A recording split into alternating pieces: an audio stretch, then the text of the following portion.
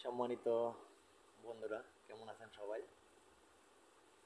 আমি প্রতিদিনের মতো আজকে আবার নতুন একটি ভিডিও নিয়ে আপনাদের সামনে হাজির হলাম। ভিডিওর থাম্বনেল দেখে অবশ্যই বুঝতে পেরেছেন যে আজকের ভিডিওটি কেমন হবে। খুব মজার একটি ভিডিও আপনাদের জন্য আজকে আমি নিয়ে এসেছি।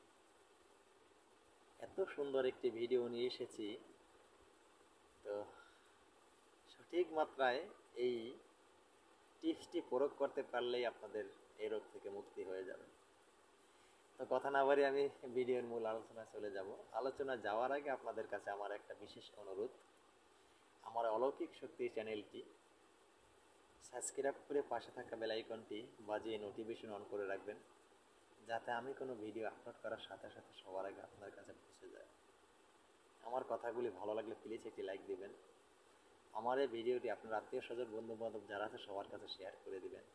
আপনার হয়তো কাজে না আসতে পারে, আপনার এই শেয়ারের মাধ্যমে দেখা গেছে আপনার কোনো বন্ধু বান্ধব ভাই বেরাদারের উপকার হতে পারে।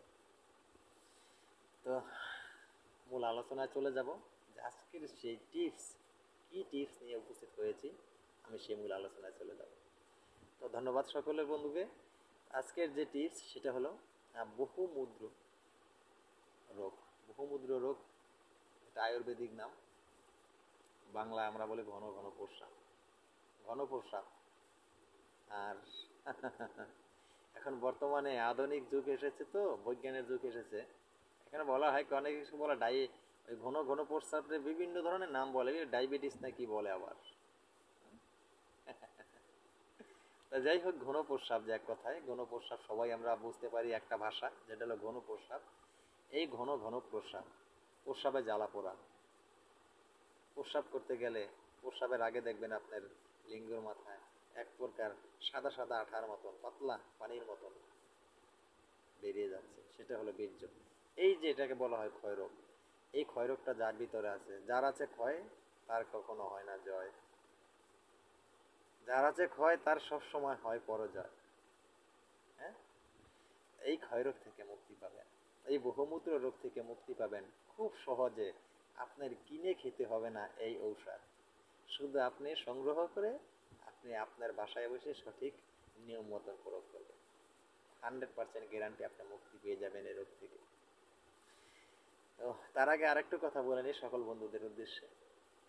আমি যে ভিডিওগুলি আপনাদেরকে দিই 100% গ্যারান্টি সহকারে ভিডিওগুলি দিই। আমার এই ভিডিও কথাগুলি টেনে টুনে কেউ ভিডিও দেখবেন না। টেনে টুনে ভিডিও দেখলে হয়তো কেউ ভিডিওর প্রত্যেকটি পরিপূর্ণ বিষয়গুলি বুঝতে পারবেন না।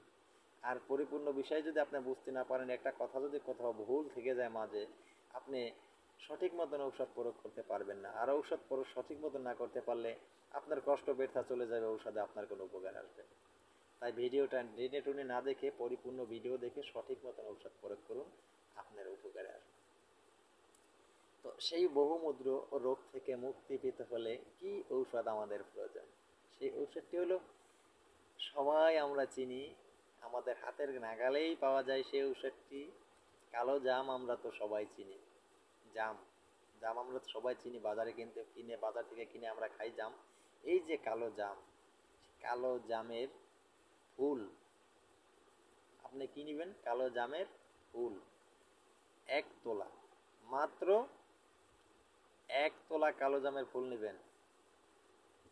1 তোলা কালো জামের ফুল নিয়ে এক পোয়া পানির সাথে বাটিয়া সুন্দর করে বাটবেন। পাটায় পিষে নেবেন বা ব্লেন্ডার করে নিতে পারেন, আধুনিক যুগে এসেছে চলে। ব্লেন্ডার করে নিতে পারেন বা পাটায় বেটে নিতে পারেন। নিয়ে সুন্দর করে বেটে মিশ্রণটি সুন্দর করে যখন পুরা মিশ্রণ আপনার মিশে যাবে, তখন সুন্দর করে ছেঁকে নেবেন। সুন্দর করে ছাকিয়া 2 তোলা 2 তোলা মিশ্রি 2 তোলা তাল মিশ্রি এর সাথে মিশ্রণ করবেন। 2 তোলা তাল মিশ্রি মিশ্রণ করে এই যে ঔষধটা আপনার হবে, এই ঔষধটুকু মাত্র, এই ঔষধটুকু আপনি খাবার পরে, সকালবেলা খাবার পরে খাবেন, রাতে খাবার পরে খাবেন। এই 2 টাইম যদি আপনি খাবার পরে মাত্র কিছুদিন এই ঔষধটি আপনি সঠিক নিয়ম মতন আপনি খান, আমি 100% গ্যারান্টি দিয়ে বলতে পারি আপনি এই বহুমূত্র ঘন প্রস্রাব থেকে, এই ঘন ঘন প্রস্রাবে ক্ষয়, প্রস্রাবে জ্বালা পড়া এই রোগ থেকে আপনি চিরদিনের জন্য সমূলে মুক্তি পেয়ে যাবেন ইনশাআল্লাহ। এই বলে আজকের ভিডিও এখানেই শেষ করব, ভিডিও আমি বড় করব না।